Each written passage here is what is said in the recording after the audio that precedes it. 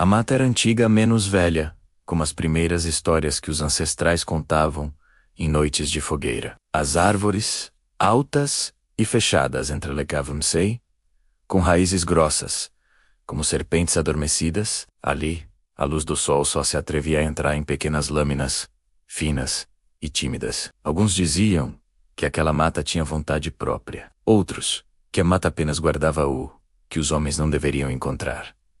Mas ela guardava algo que esperava e esperava há séculos. Mateus sempre foi atraído pelo silêncio. Era um jovem de poucos amigos, amante da solitude e de caminhadas longas, daquelas que fazem os pés doerem e a mente clarear. Quando soube, através de um senhor idoso da vila, sobre uma trilha pouco explorada no fim do vale, decidiu que a seguiria. O velho, com olhos quase brancos, apenas advertiu: não se afaste do caminho. A mata engana os distraídos. Mateus sorriu. Educado, ele não acreditava em superstições, mas respeitava a sabedoria ancestral. Mesmo assim, a curiosidade venceu. A trilha era estreita, úmida, e tudo parecia mais quieto do que deveria ser. Não havia canto de pássaros, nem o zunir de insetos. Apenas o som da própria respiração. Ele caminhou por horas, subindo e descendo pequenas elevações, até que o inesperado aconteceu. O chão pareceu vibrar muito de leve, como se a terra tivesse um pulso. Mateus franziu a testa, murmurando: tremor? Foi quando avistou algo entre as moitas. Um círculo de vegetação mais escura, escondida, quase camuflada. Havia um bácio ali, um espaço que não pertencia ao fluxo natural da mata. Ele se aproximou e viu o buraco. Era perfeitamente redondo, como se alguém tivesse desenhado um círculo exato e impecável no solo. Tinha cerca de 2 metros de diâmetro, e uma escuridão tão consistente que parecia feita de tinta líquida. Mateus sentiu um arrepio, não de medo, mas de estranha atração. Algo o chamava. E então, o buraco mostrou. Como se a escuridão se dissolvesse, uma imagem surgiu dentro dele, profunda e vívida. Um ateliê iluminado por janelas imensas, com paredes repletas de quadros que levavam sua própria assinatura. Era sua maior ambição: ser um artista reconhecido, admirado, livre. Ele deu um passo para trás, coração disparado. Isso não é possível. Mas a imagem continuava ali, viva, pulsante, irresistível. Ele viu pessoas admirando suas telas. Viu sua mãe, com lágrimas de orgulho. Ouviu seu nome ecoar em aplausos. Era perfeito.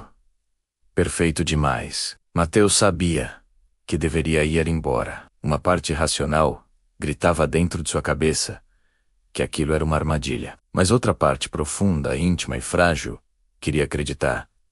Queria que aquilo fosse real. Murmurando que só podia ser um sonho, ele se ajoelhou à beira. O buraco parecia responder com novas imagens. Ele vivendo em uma grande cidade, sendo entrevistado, recebendo prêmios. Cada detalhe enchia seu peito de uma esperança quase dolorosa. Ele então percebeu: o buraco não apenas mostrava desejos. Ele sentia. Ele moldava as ilusões conforme a alma de quem olhava. Mateus estendeu a mão. Não era racional, mas era tudo o que sempre desejara.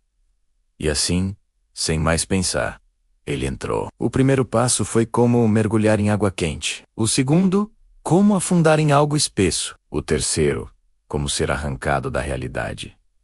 Quando abriu os olhos, estava dentro da cena que vira antes. Seu ateliê, seus quadros, as janelas enormes e a luz perfeita. Por um segundo, achou que havia vencido a lógica. Eu consegui. Tudo era tão real. O cheiro de tinta, a poeira suspensa no ar, a madeira do piso rangendo sob seus pés. Mas ao tocar um dos quadros, o brilho desapareceu. A imagem se dissolveu como tinta ao sol.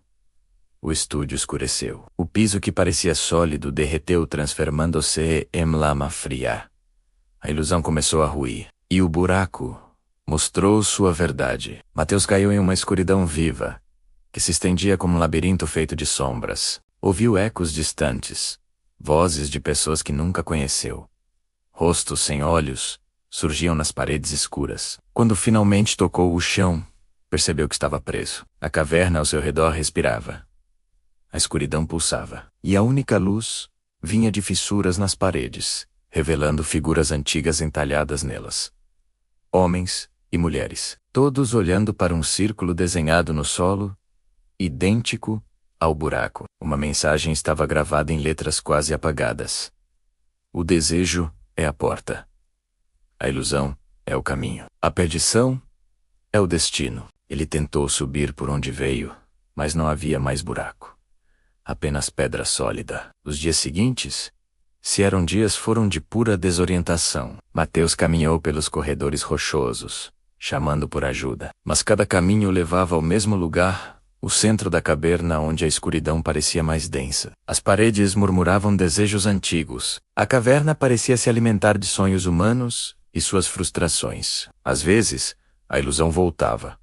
Ele via sua mãe chamando seu nome, ou revivia cenas da infância. Mas todas se dissolviam ao menor toque. Era como se o buraco estivesse se divertindo com ele. O que Mateus não sabia era que séculos antes, um povo antigo descobriu aquele buraco. Acreditavam ser a porta para o reino dos espíritos. Alguns, movidos pela ambição, tentaram usá-lo para ver o futuro, mas nenhum voltou. O buraco nunca fora um portal. Era uma armadilha, uma entidade que se alimentava do que há de mais íntimo na alma humana.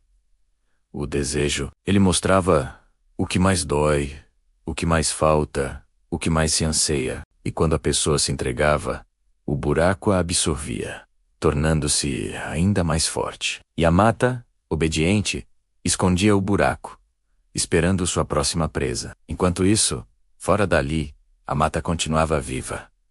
Mateus não era o primeiro, nem seria o último. Ele agora era parte da história, a parte que ninguém conhecia. No que pareceu o 10º dia, Mateus escutou passos leves. Uma voz feminina ecoou: "Tem alguém aí?"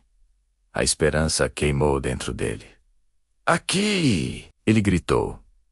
"Eu estou preso!" Uma lanterna fraca iluminou o corredor. Uma jovem se aproximava com uma expressão curiosa, como "Bok." Ele começou, mas a expressão dela mudou para reconhecimento. "Eu vi você," ela disse. "No buraco." Ele sentiu o ar rarear. "Você também viu?" Ela acenou. "Tudo o que eu sempre quis estava lá." Ele estendeu a mão. "Não entre. É uma armadilha. Saia e peça ajuda." A jovem sorriu de um jeito estranho, doce, mas vazio.